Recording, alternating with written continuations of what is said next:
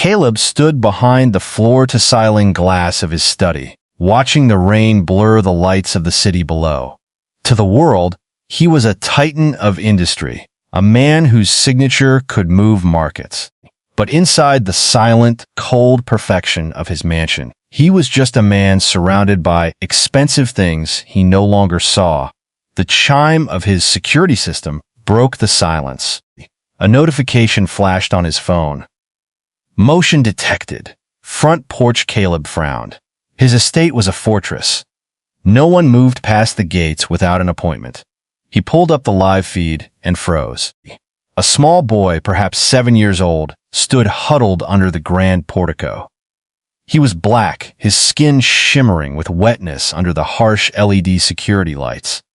He wasn't carrying a weapon or a sign. He was just holding a tattered backpack to his chest like a life preserver.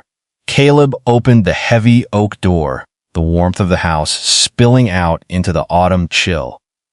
"How did you get past the gate?" Caleb's voice was the one he used in boardrooms, sharp, clinical, and designed to intimidate. The boy flinched, but he didn't run. He looked up, and Caleb saw eyes that had seen far too much for someone so small.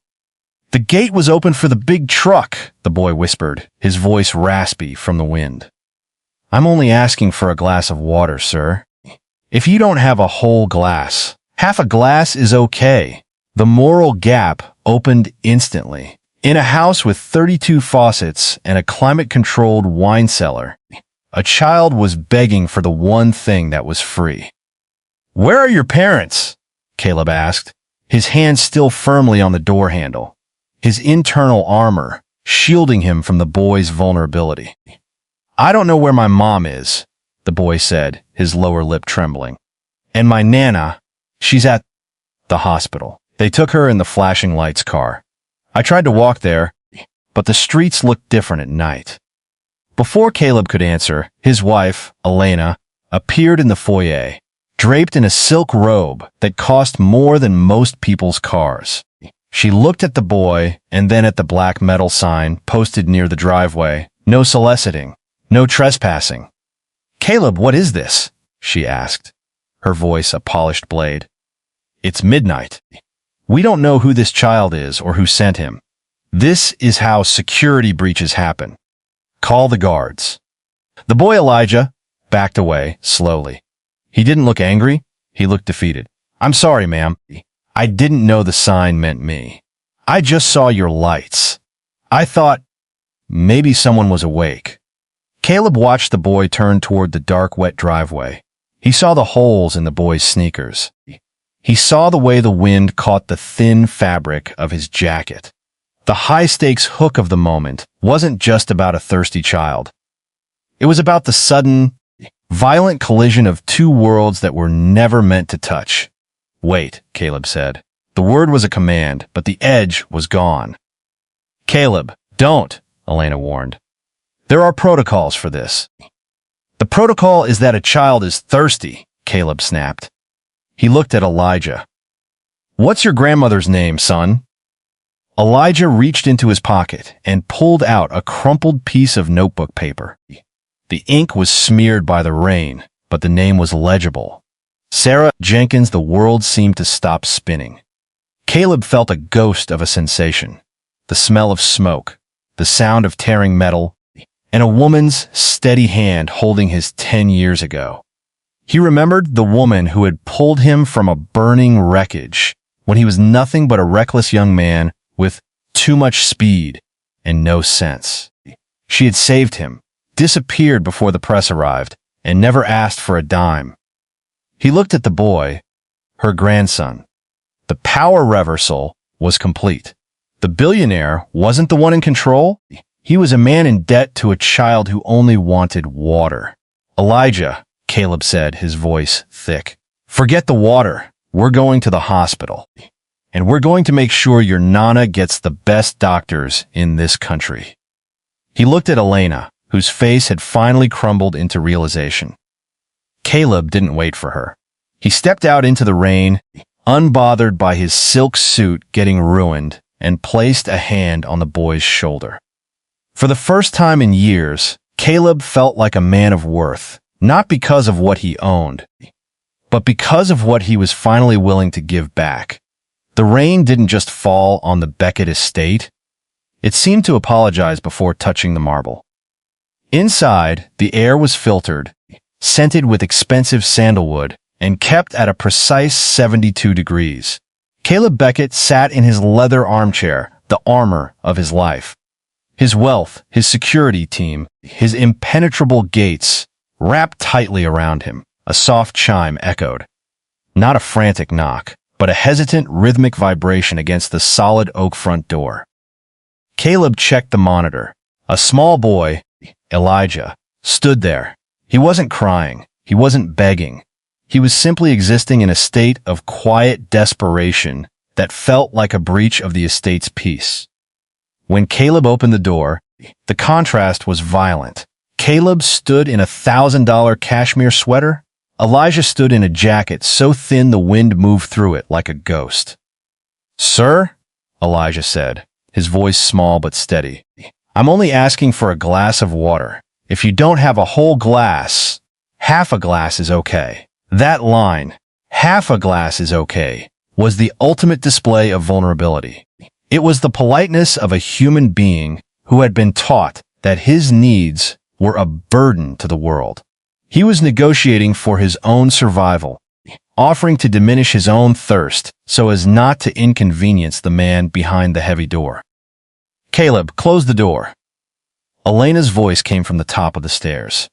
She descended slowly, her silk robe trailing like a royal train.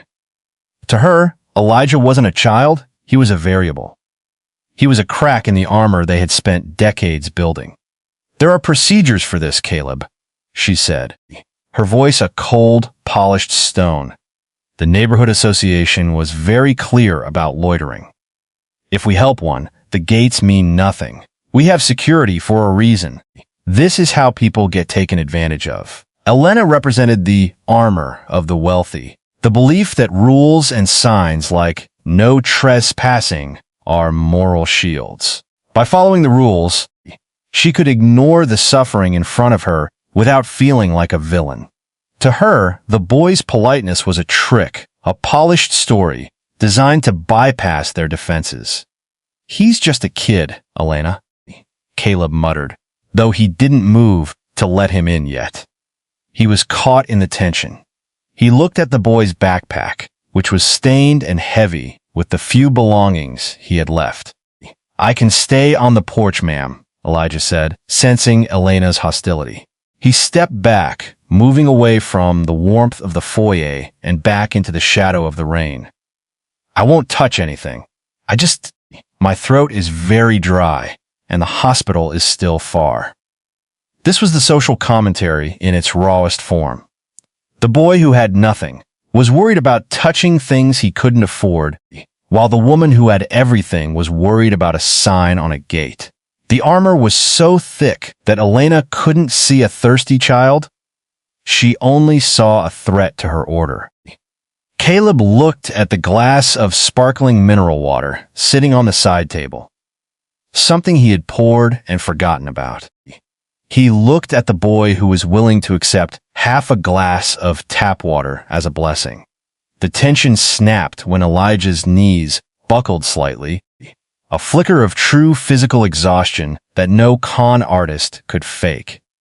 In that moment, Caleb realized that his armor wasn't protecting him from danger. It was isolating him from his own humanity.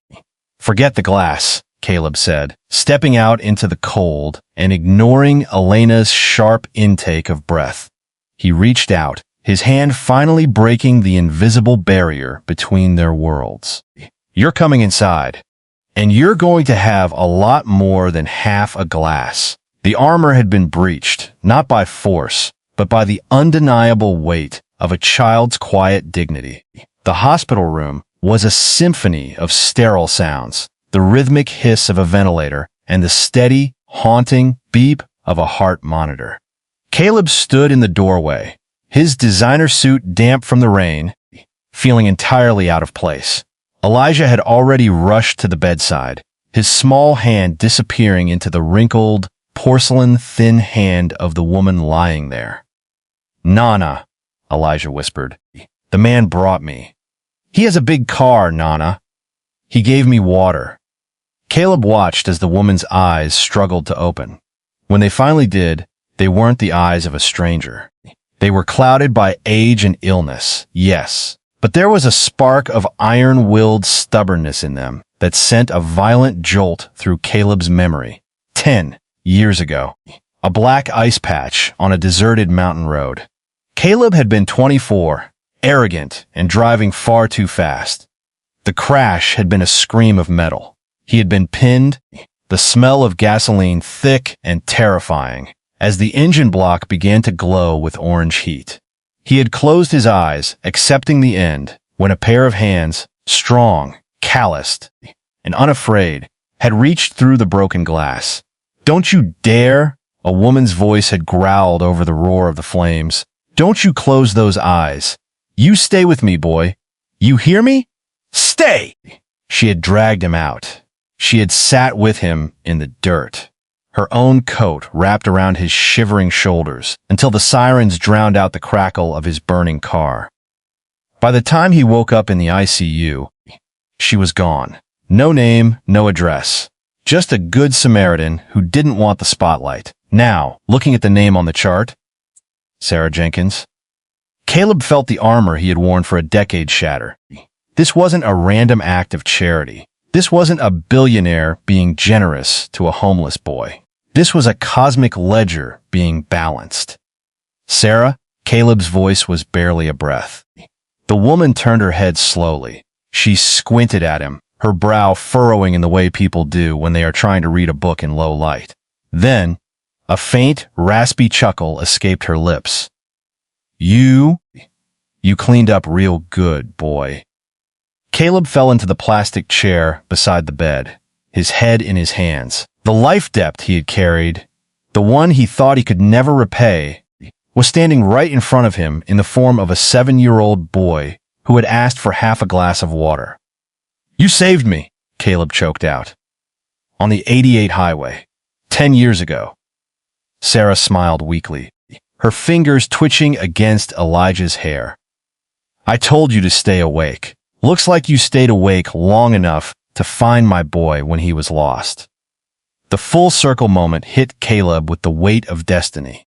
He had built walls to keep the unpleasant parts of the world out, never realizing that the person who gave him the right to breathe was on the other side of those walls, struggling. If Elijah hadn't been brave enough to knock, if Caleb hadn't been curious enough to open the door, the woman who gave him his life would have died alone. "I didn't find you in time back then," Caleb said, standing up with a new, fierce clarity. "But I've found you now, and you aren't going anywhere." He stepped out of the room and pulled his phone from his pocket. He didn't call his lawyer or his security team. He called the chief of staff of the hospital. "This is Caleb Beckett," he said, his voice echoing with the authority of a man who finally knew what his money was for. "I want the best cardiac surgeons in the state in room 412. Now. And send the bill to my private office. For everything. For the rest of her life." He looked through the glass. Elijah was leaning his head against Sarah's arm, safe. The debt wasn't just being paid. The circle was finally closing. It wasn't charity. It was justice. The rain didn't fall. It hammered against the glass of the Beckett Manor, a relentless percussive rhythm that matched the ticking of the grandfather clock in the foyer. Caleb checked his watch. Midnight. The world was asleep, or it was supposed to be. The security chime was a sudden, sharp intrusion. Caleb didn't hesitate. He pulled the door open, and the cold air sliced through his warmth. "I'm only asking for a glass of water," the boy said. No greeting. No excuse me. Just a statement of immediate, desperate need. Caleb's eyes narrowed, scanning the darkness behind the child. Empty. "Where's your mother, kid?" "Gone?" the boy rasped, his throat sounding like sandpaper. "Dad, too. It's just me and Nana." But the flashing lights took her. Flashing lights. You mean an ambulance? Caleb stepped onto the porch, the pacing of the conversation tightening. When? 2 hours ago. Maybe 3. I tried to follow, but the street signs got blurry. The boy, Elijah, swayed on his feet. Please. Just half a glass. I have to keep moving. Moving where? Elena's voice came from the shadows of the hallway. She didn't step forward. She stayed in the light, her silhouette a rigid barrier. Caleb, don't engage. Look at him. He's soaking wet. He'll ruin the rugs. Close the door and call the precinct. He's a child, Elena, Caleb snapped, but his eyes stayed on Elijah. Why didn't you wait for the neighbors? Nobody came, Elijah said, his voice rising with a frantic edge. Mr. Henderson looked through the curtain and turned his lights off. The lady in the blue house told me to get off her porch or she'd call the police. I can't wait. Nana's heart. She said it felt like a bird trapped in a cage. The urgency shifted from curiosity to a clinical crisis. A bird in a cage? Caleb felt a chill that had nothing to do with the rain. Did she say she had chest pains? Left arm? Elijah nodded vigorously, his backpack slipping from one shoulder. She was clutching her chest. She told me to stay put, but she looked so scared, sir. If I don't get to Mercy General, she'll think I'm lost. She'll stop fighting. Mercy General is 5 miles from here, Elena interjected, finally stepping into the light. Her face was pale. He walked 5 miles in this? Caleb, that's impossible. I ran mostly, Elijah countered, his breathing hitching. But my legs, they're heavy now. Please, the water. Every word was a heartbeat. Every second they spent debating was a second Sarah Jenkins spent in a cardiac ward, her eyes glued to a door that wasn't opening. The mystery of how a 7-year-old bypassed a 4-layer security gate was eclipsed by the terrifying reality of a woman dying alone because her only advocate was a thirsty boy on a stranger's porch. Elena, get my keys, Caleb said. Caleb, think about the liability. The liability is her blood on our hands if we let this boy walk back into the dark. Caleb reached out, grabbing Elijah's arm just as the boy's eyes began to roll back. He wasn't just thirsty, he was crashing. I have a note, Elijah whispered, fumbling with his pocket. In case I forgot the room number. 412, she said. 412. Caleb grabbed the crumpled paper. It wasn't just a room number. It was a lifeline. He didn't wait for Elena to agree. He scooped the boy up, feeling the heat of a fever through the wet clothes, the filler of their comfortable life. The wine, the silence, the security was gone.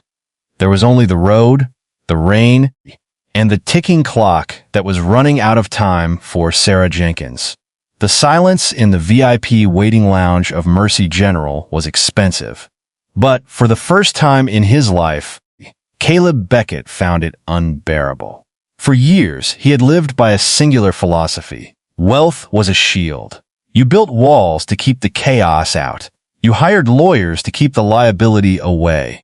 You stayed in the clean parts of the city so you never had to see the messy parts of humanity. But as he sat on the cold plastic chair in the hallway, having abandoned the private lounge to stay near Elijah, the shield was gone. He looked at his hands. They were stained with the mud from his own front lawn and the ink from a child's crumpled note. Elena stood by the window, her silk robe now covered by a heavy trench coat. She looked at the frantic activity of the ER and then at her husband. Caleb, the hospital board is calling. They want to know why you've authorized a blank check for a patient who isn't on your insurance plan. They're worried about the precedent. Caleb didn't look up. Tell the board that the precedent is that I'm alive because of the woman in room 412. Tell them the precedent is that I spent 10 years protecting my money while the person who saved me was struggling to buy a gallon of milk. It's not just about the money, Elena whispered, her voice losing its steel. It's the risk. We don't do this. We donate to charities, Caleb. We don't bring the world inside. That's the problem, Elena. Caleb said, standing up. His voice was low, vibrating with a new, terrifying clarity. I thought my wealth was a fortress.